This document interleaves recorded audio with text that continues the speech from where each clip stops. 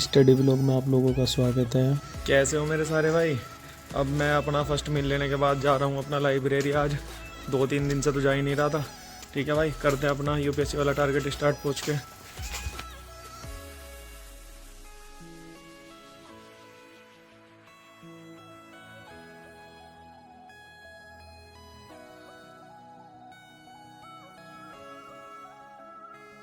आज इकोनॉमी में शुरुआत की बीओपी या भुगतान शेष से यह एक निश्चित अवधि में किसी देश का शेष विश्व के साथ किए जाने वाले मौद्रिक लेन देन का सार होता है। अर्थात यह किसी देश के निवासियों द्वारा शेष विश्व के साथ नियत अवधि में किए जाने वाले मौद्रिक लेन देन का व्यवस्थित रिकॉर्ड होता है। बड़ा ड्यूबल एंट्री सिस्टम बीओपी के अंतर्गत किए जाने वाले सभी आर्थिक लेन देन का संतुलन बनाए रखने के लिए ड्यूबल एंट्री सिस्टम का प्रयोग किया जाता है। अर्थात आर्थिक लेन देन से संबंधित जानकारी को डेबिट और क्रेडिट पक्ष में लिखा जाता है। इसके बाद पड़ा भुगतान शेष का महत्व। फिर इसके बाद पड़ा भुगतान शेष की संरचना। बीओपी को 2 भागों में बांटा गया है, चालू खाता, पूंजी खाता। चालू खाता यह खाता दृश्य मदों तथा अदृश्य मदों के आयात निर्यात से संबंधित है, अर्थात इसके अंतर्गत वस्तुओं, सेवाओं एवं चालू हस्तांतरण के लेन देन का रिकॉर्ड रखा जाता है। अदृश्य खाता अदृश्य मदों के व्यापार को इंगित करता है। अदृश्य मदों के अंतर्गत कारक सेवाओं को प्राप्त आय, गैर कारक सेवाओं को प्राप्त राजस्व तथा चालू हस्तांतरण को शामिल किया जाता है। में बड़ा कारक सेवाएं, गैर कारक सेवाएं, चालू हस्तांतरण। यहाँ हुआ मेरा इकोनॉमी का सेशन कंप्लीट। करते हैं गवर्नेंस शुरू।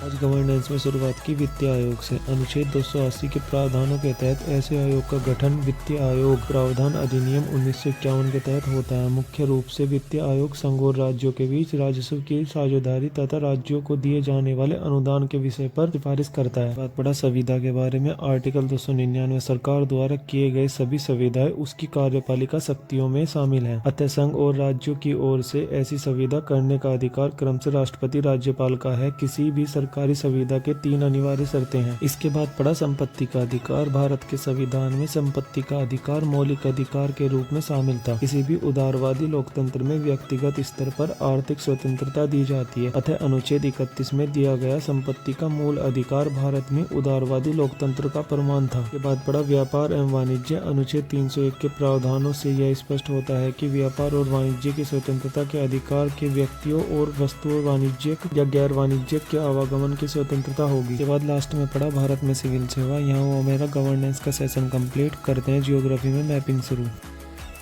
जियोग्राफी में शुरुआत की सिंधु नदी के अपवा क्षेत्र से। सिंधु की सहायक नदियों के द्वारा निर्मित पंजाब के मैदान का भौगोलिक विस्तार भारत और पाकिस्तान में है। 5 नदियों के द्वारा निर्मित जलोढ़क मैदान में आज रचना और बारी दोबाव का विस्तार भारत के साथ पाकिस्तान में भी है। जलोढ़क मृदा से निर्मित भूमि कृषि की दृष्टि से सर्वाधिक उपयोगी है तथा प्रथम पंचवर्षीय योजना में आधारभूत संरचना के स्तर पर नहर सिंचाई का विकास करते समय पंजाब के मैदान में जल संसाधन के प्रबंधन को विशेष महत्व दिया गया। पड़ा गंगा नदी का अपवा क्षेत्र। फिर पड़ा गंगा के मैदान, ऊपरी गंगा का मैदान, मध्य गंगा का मैदान, निम्न गंगा का मैदान। गंगा और उसकी सहायक नदियों के द्वारा निर्मित गंगा के मैदान का विस्तार उत्तर में हिमालय पर्वत से गिरपदीय क्षेत्र से लेकर दक्षिण में प्रादीपीय पठार के केंद्रीय उच्च भूमि तक है तथा पश्चिम में हरियाणा के मैदान से लेकर पूर्व में गंगा ब्रह्मपुत्र नदी के द्वारा निर्मित डेल्टाई मैदान तक है। हरियाणा ट्रैक्ट गंगा के मैदान को हरियाणा के मैदान से अलग करता है। में पड़ा राजस्थान का मैदान, थार मरुस्थल और राजस्थान बांगर। राजस्थान के मैदान का विस्तार उत्तर में पंजाब हरियाणा के मैदान से लेकर दक्षिण में गुजरात के मैदान तक।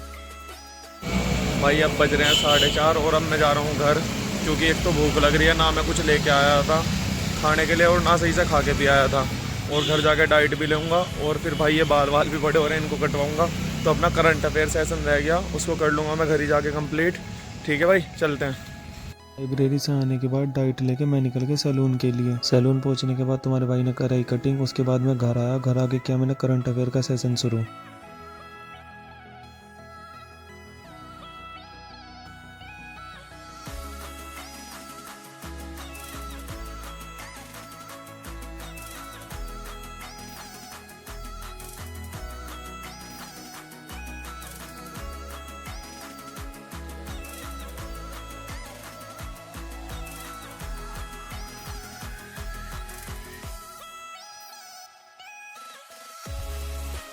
करंट अफेयर कंप्लीट करने के बाद मैं निकल गया दुर्गा पूजा के लिए। वहाँ जाके किए मैंने माता रानी के दर्शन। इसके बाद मैं निकल गया दूसरी जगह दुर्गा पूजा देखने के लिए। वहाँ मिला मुझे मेरा एक दोस्त, फिर उसके साथ थोड़ा सा घूम के दूसरी जगह माता रानी के दर्शन करके फिर मैं निकल गया घर के लिए। करते हैं इस व्लॉग को यहीं खत्म, मिलते हैं नेक्स्ट व्लॉग में।